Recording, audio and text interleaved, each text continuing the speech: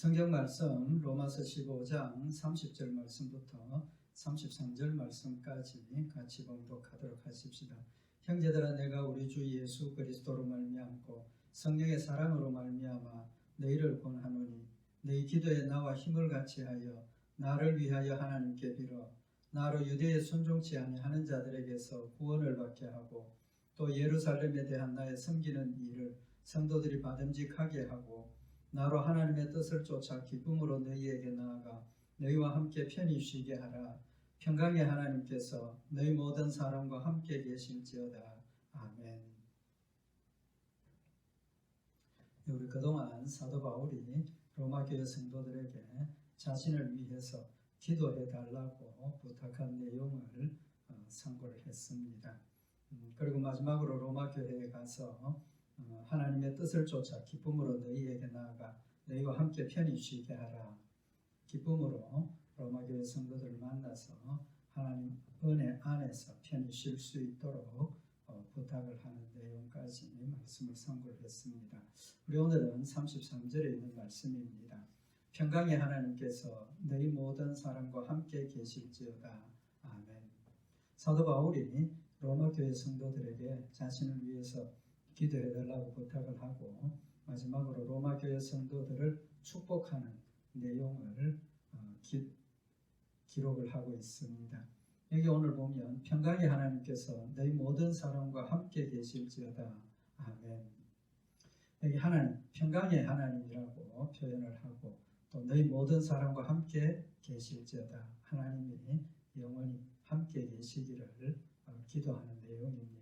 그 의미에 대해서 잠깐 말씀을 상고를 하도록 하십시다. 특별히 여기 사도 바울이 하나님을 평강의 하나님이다 라고 표현을 하고 있습니다. 이 하나님의 이름이 성경에 여러 가지로 기록이 되어 있죠. 특별히 구약 성경에는 하나님의 이름을 굉장히 중요하게 우리에게 교훈을 하고 있습니다. 왜냐하면 우리가 잘 알고 있는 것처럼 하나님께서 하나님의 이름을 통해서 하나님의 속성, 성품에 대해서 우리에게 알려주시는 목적이 있었기 때문입니다. 우리말 성경에는 그냥 하나님, 여호와 또는 만군의 하나님, 전능하신 하나님 이런 정도로 번역이 되어 있는데 원문은 하나님의 이름이 굉장히 다양하게 기록이 되어 있는 걸 알 수가 있습니다. 그 자세한 이야기는 오늘은 다 드릴 수 없고 중요한 것은 하나님께서 하나님의 이름을 통해서 우리에게 하나님의 속성 또 하나님의 성품 하나님의 역사하시는 역사 이런 내용들을 전달하기를 원하셨다는 겁니다. 그래서 예를 들면 전능하신 하나님 전능하신 하나님이시니까 사탄의 역사를 물리치시고 모든 일들을 성취하신 하나님이시라는 사실을 우리에게 교훈을 하셔서 우리가 하나님을 확실하게 믿고 의지할 수 있도록 도우시는 거죠. 여호와라는 의미 이런 이름들을 통해서 우리에게 하나님의 성품과 하나님의 속성을 알려주시는 목적이 있었습니다. 그래서 주 너희 하나님 여호와의 이름을 망령되이 일컫지 말라. 그러니까 하나님과 하나님의 이름을 동일시하는 그런 개념도 우리가 볼 수가 있습니다. 오늘 여기 사도 바울이 그런 의미에서 하나님을 평강의 하나님이라고 표현을 하는 것은 이 말씀을 통해서 이 이름을 통해서 우리에게 또 중요한 교훈을 하기를 원하는 것을 우리가 알 수가 있습니다. 평강의 하나님이라고 그랬으니까 이 평강의 뜻이 무엇이겠습니까? 그 뜻을 우리가 참고를 하면 하나님 어떤 하나님인지 또 사도 바울이 왜 평강의 하나님이 우리와 함께 계시기를 원한다라고 축복했는지 그 의미가 더 우리에게 잘 전달되리라고 생각을 합니다. 이 평강이라는 단어의 뜻이 뭐냐 하면 평화라는 뜻입니다. 평안 그런 뜻도 있습니다. 우리말 성경에는 평강, 평화, 평안 이렇게 번역을 했습니다. 이 평강, 평안, 평화는 법과 질서가 유지되는 상태입니다. 법과 질서가 완벽하게 유지되는 상태입니다. 그러면 법과 질서가 완벽하게 유지가 되면 서로 다툴 일도 없고 또 피해를 줄 일도 없고 서로 돕고 아주 편안한 질서가 있는 그런 상태가 되죠. 뿐만 아니라 마음의 평안도 이야기를 합니다. 마음의 평안. 우리 마음에 걱정 근심이 없고 시기 질투도 없고 사랑이 충만하면 우리 마음이 평안해지는 이제 그런 의미도 가지고 있죠. 굉장히 중요한 의미입니다. 그래서 성경에 보면 하나님께서 모세를 통해서 제사장들이 이스라엘 백성들에게 축복하라라고 하신 말씀이 있습니다.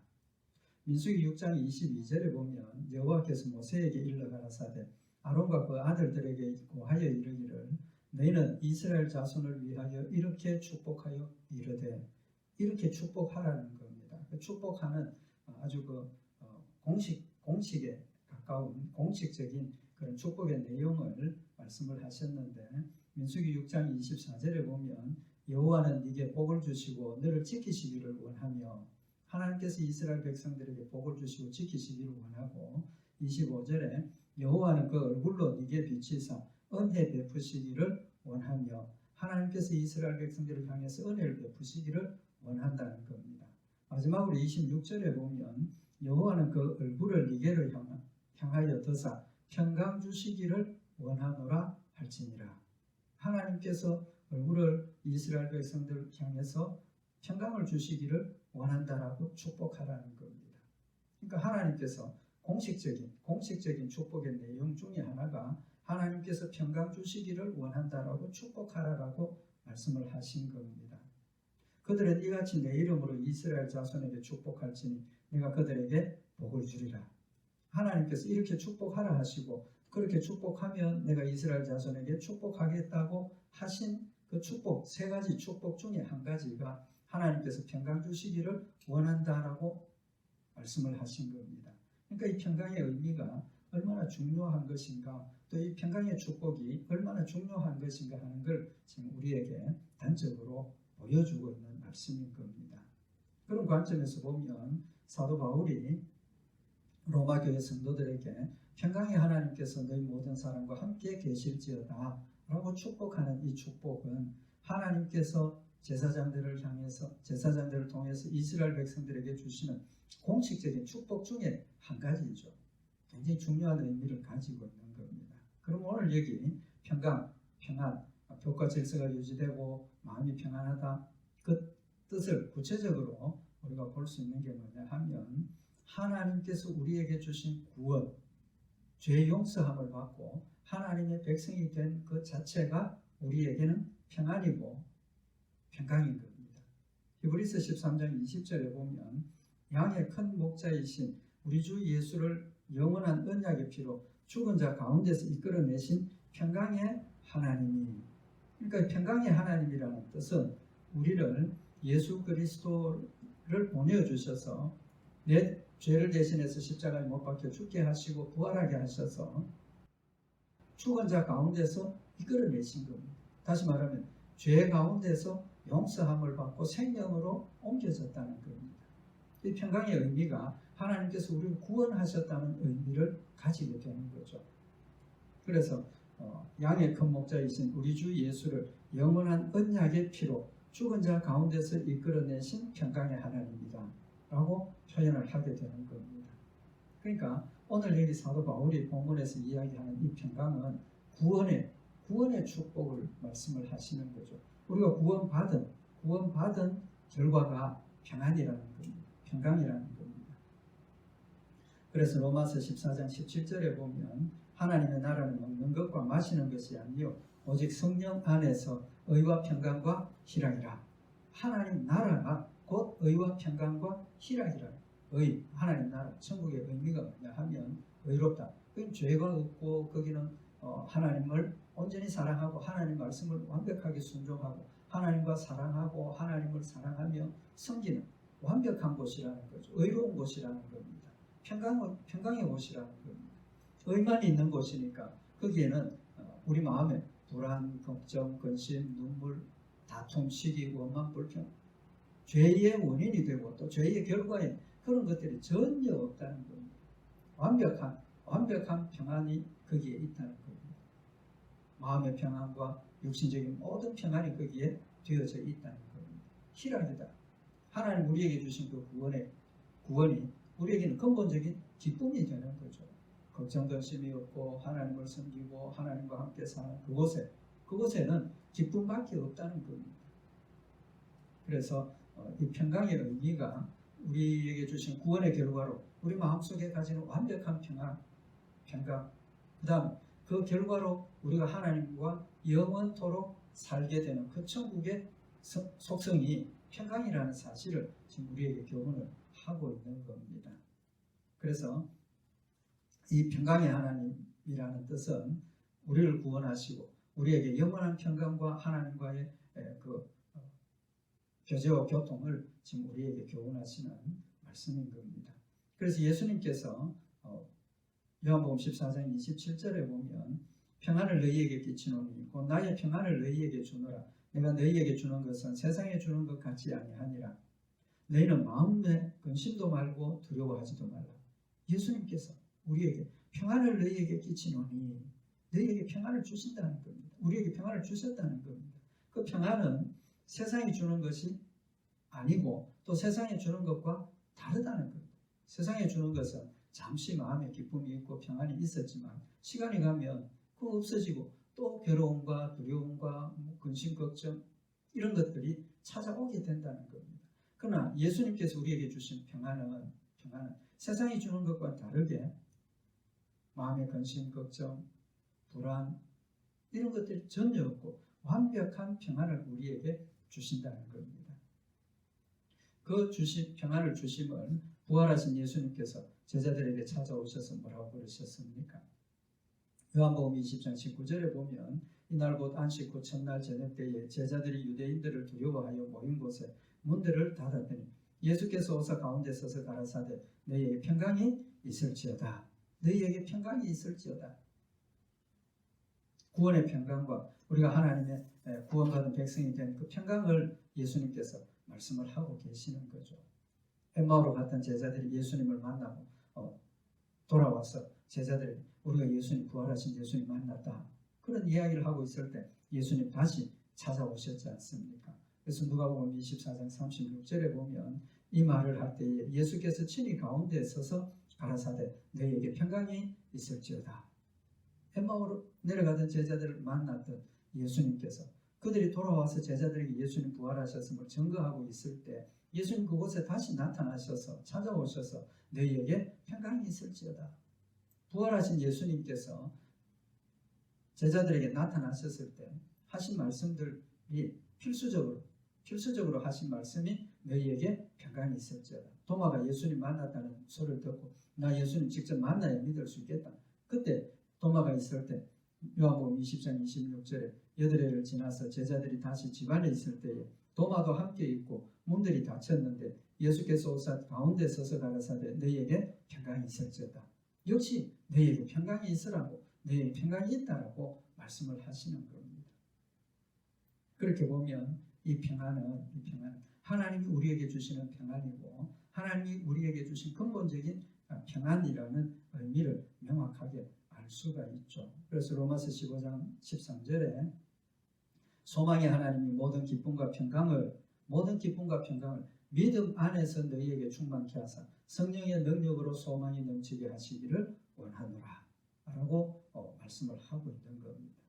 천국의 소망을 가진 우리는 모든 기쁨과 평강을 믿음 안에서 가지게 된다는 겁니다. 왜? 천국의 소망이 있기 때문에.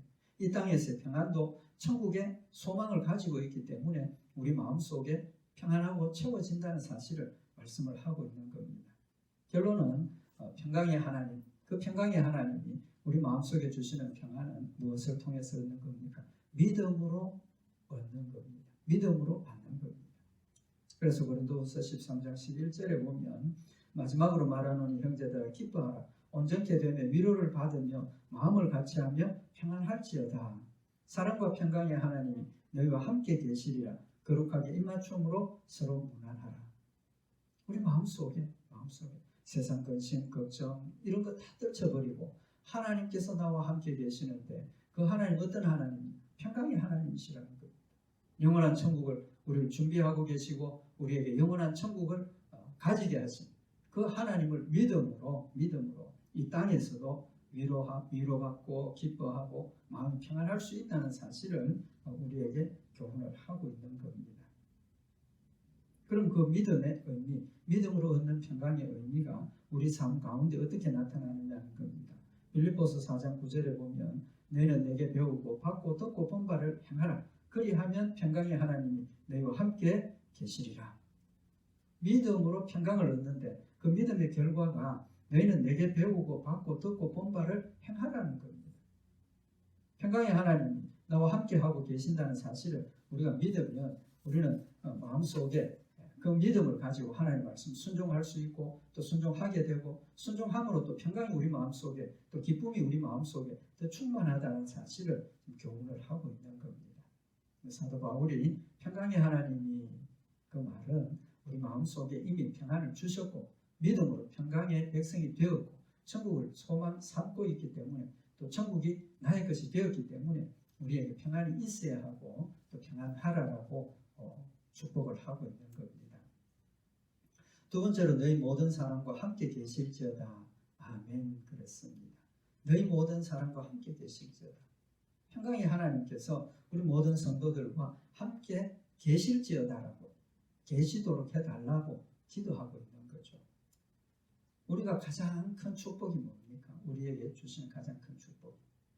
하나님이 나와 함께 계시는 겁니다. 그렇지 않습니까? 믿음으로 우리가 가진 근본적인 변화가 하나님이 나와 함께 계시는 겁니다. 함께 계시죠. 그런데 오늘 여기 사도 바울이 너희 모든 사람과 함께 계실지어다라고 축복을 하고 있습니다. 왜 그렇게 축복을 하겠습니까? 하나님 우리와 함께 계심에도 불구하고 그렇게 계실지어다라고 축복을 하느냐는 겁니다.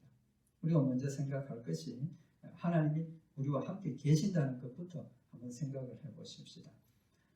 우리는 느끼지 못할 때도 있습니다. 잊어버리고 살 때도 있습니다. 사실은 잊어버리고 살 때가 있다보다는 항상 잊어버리고 살죠. 하나님 나와 함께 계심에도 불구하고 잊어버리고 삽니다.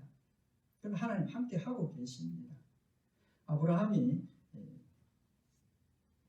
사는 그때에 아브라함이 하나님께서 약속하신 가나안 땅에서 살아가게 되는 그런 과정에서 창세기 21장 22절에 보면 때에 아비멜렉과 그 군대 장관 비골이 아브라함에게 말하여 가로되 네가 무슨 일을 하든지 하나님이 너와 함께 계시도다.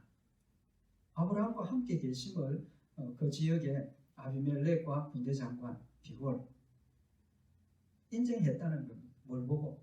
아브라함에게 되어지는 모든 일들을 보니까 하나님이 함께 계심을 그들이 알겠더라는 겁니다. 그래서 찾아와서 아브라함에게 너와 함께 계시는 걸 우리가 봤다. 이것이 평안하게 같이 지내자. 그렇게 되는 거죠. 창세기 26장 28절에 보면 이 아비멜렉과 군대 장관 비골이 아브라함이 하나님께서 함께 하심을 보고 또 그래서 하나님께서 그에게 축복해 주심을 보고 두려워서 쫓아냈습니다. 너 여기 살지 말라 쫓아냈습니다. 쫓겨갔죠. 살기 힘든 곳으로 쫓겨갔습니다. 그럼에도 불구하고 하나님이 그와 함께 계셨기 때문에 창세기 26장 28절에 보면 그들이 다시 아브라함을 찾아옵니다. 그들이 가로되 여호와께서 너와 함께 계심을 우리가 분명히 보았으므로 우리의 사이 곧 우리와 너의 사이에 맹세를 세워 너와 계약을 맺으리라. 이제 불가침 조약을 맺자는 겁니다. 서로 싸우지 말자는 겁니다. 쫓아냈던 사람들이 살지 못하는 곳 힘든 곳으로 쫓아냈던 그 사람들이 쫓아내고 이제는 별로 아브라함이 잘 되지 않았겠지 그렇게 생각을 했는데 그곳에서도 아브라함이 잘 되고 형통함을 보고 하나님이 함께 하심을 그들이 명확하게 깨닫고 이제는 아브라함을 두려워하게 되는 겁니다. 그리고 아브라함에게 찾아와서 이제는 맹세를 세워 너와 계약을 맺겠다. 무슨 계약입니까? 서로 공격하고 서로 싸우지 말자. 그렇게 하나님께서 만드셨다는 겁니다. 하나님께서 함께 하심이 나에게만 인정되고 나만 믿음으로 받아들이는 것이 아니라 나를 알지 못하는 사람들, 심지어 나를 공격하는 사람들조차도 내가 하나님께서 나와 함께 계신다는 것을 알도록 하나님께서 지켜주심을 우리에게 보여주고 있죠. 야곱도 마찬가지입니다. 창세기 48장 21절에 이스라엘이 다시 말하면 야곱이 요셉에게 또 이르되 나는 죽으나 하나님이 너희와 함께 계시사 너희를 인도하여 너희 조상의 땅으로 돌아가게 하시려니와.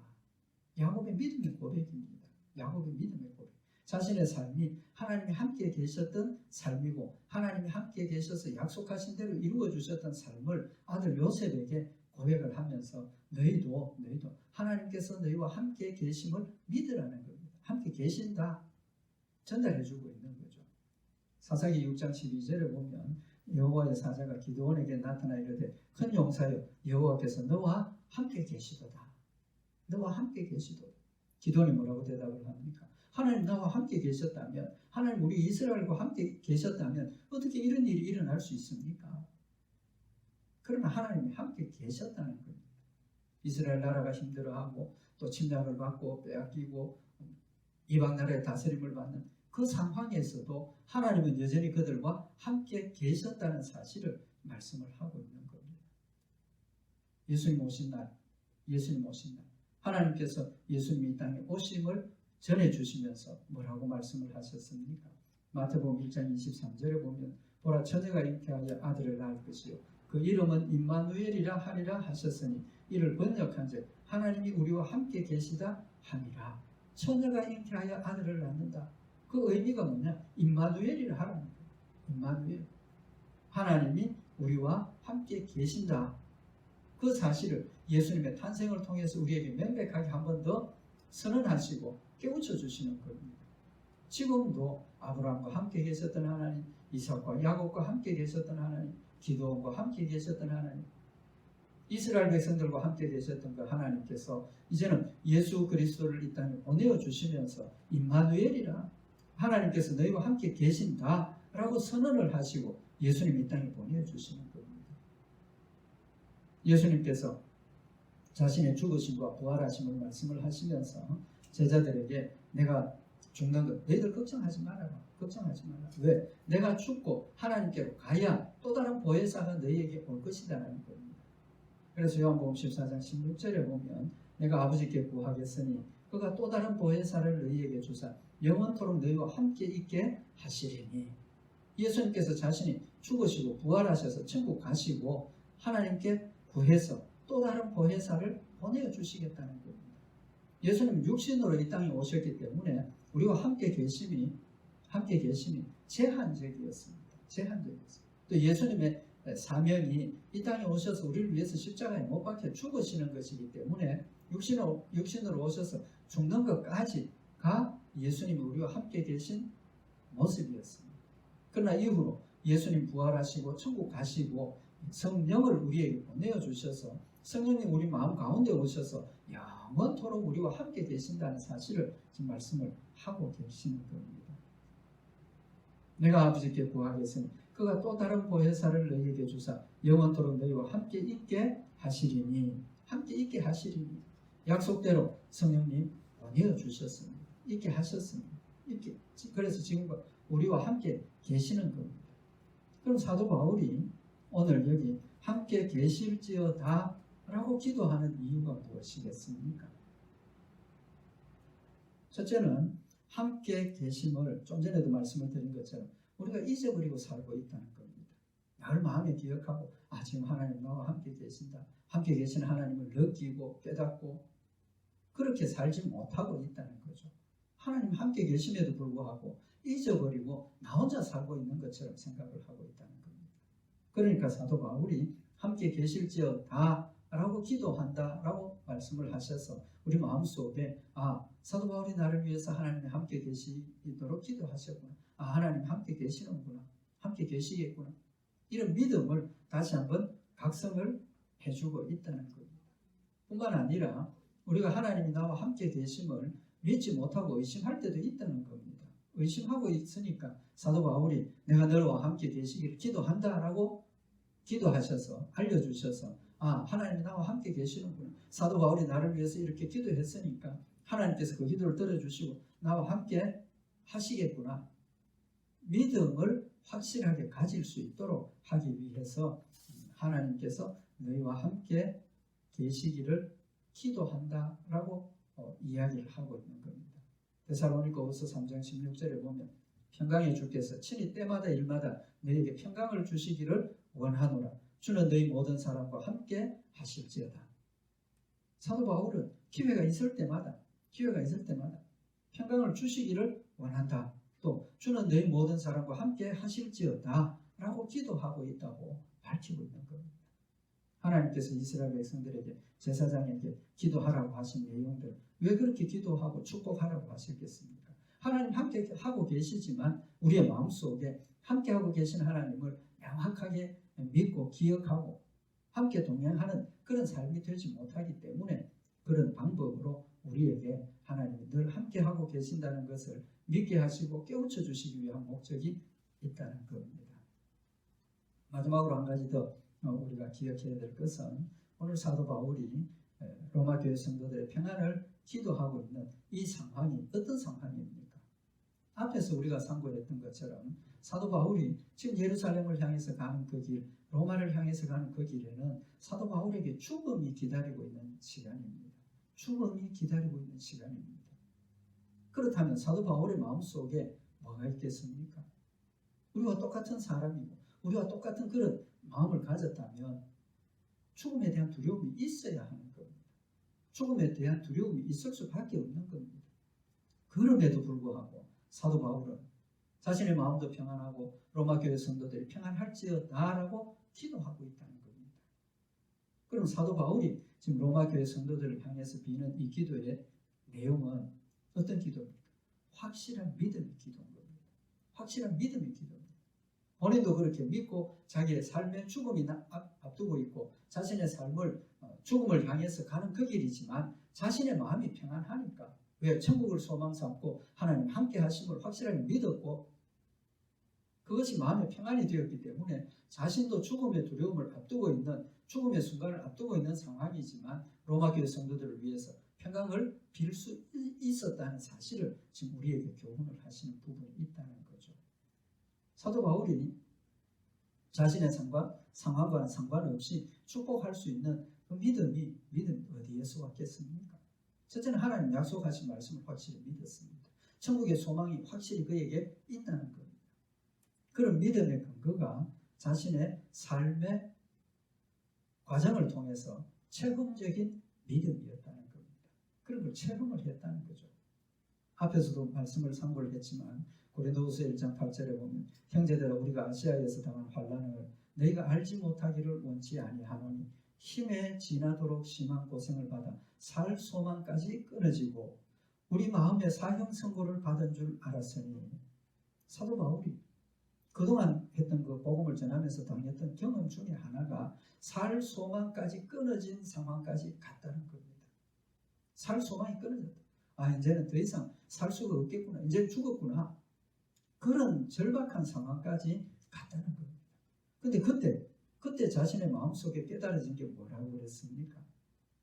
왜 하나님께서 살 소망이 끊어졌다라고 생각하는 절박한 절망적인 상황까지 몰고 가셨느냐? 믿음으로 받아들이고 나니까 고린도후서 1장 9절에 우리 마음에 사형 선고를 받은 줄 알았으니 이는 우리 마음속에 사형 선고를 받았다라고 생각하는 그런 절박한 상황이 되도록 하신 것은 우리로 자기를 의뢰하지 말고 오직 죽은 자를 다시 살리시는 하나님만 의뢰하게 하십니다. 하나님께서 그렇게 절박하고 절망적인 상황으로 몰아넣으신 이유가 자기를 의지하지 말라는 겁니다. 자기를 의뢰하지 말라는 겁니다. 자기 믿지 말라는 겁니다. 내 능력과 내 어떤 그런 세상적인 그런 것 믿지 말라는 거, 의지하지 말라는 겁니다. 그거 의지하지 말고 오직 죽은 자를 다시 살리시는 하나님만 의뢰하게 하심이라. 사도 바울이 이제 죽었구나. 살 소망이 끊어졌구나. 그런 생각을 할 때 하나님께서 사도 바울의 마음속에 사도 바울아 지금 이 상황에서 네가 의지할 수 있는 게 뭐냐? 내가 의지할 수 있는 거 다 끊어버리고 아무것도 없는 상황에서 마지막으로 남은 의지할 게 뭐냐? 하나님이라는 겁니다. 하나님을 믿고 의지하면 죽음도 두렵지 않고 죽어도 하나님께 영광이고 살아도 하나님께 영광이라는 그 사실을 명확하게 사도 바울의 마음속에 깨닫게 하신 겁니다. 그래서 사도 바울이 죽음도 두렵지 않는 겁니다. 죽는 것도 내게 유익함이 있다라고 고백을 하게 되는 겁니다. 왜? 천국의 소망을 가지고 있고 하나님께서 나를 향해서 가지신 목적이 하나님을 영화롭게 하고 하나님 영광 받으신다는 그런 사실을 확실하게 믿고 나니까 죽는 것도 유익함이 있다라고 고백을 하게 되고 죽음도 두렵지 않게 되고 죽음 가운데서도 하나님 나와 함께하고 계신다는 그런 확실한 믿음을 가지게 되고 평안하게 되더라는 겁니다. 체험적인 믿음입니다. 그래서 고린도후서 1장 10절에 그가 이같이 큰 사망에서 우리를 건지셨고 또 건지시리라 또한 이후에라도 건지시기를 그를 의지하여 바라노라. 건지셨기 때문에 앞으로 건지실 것이고 또 건지시도록 기도한다라고 고백을 하게 되는 겁니다.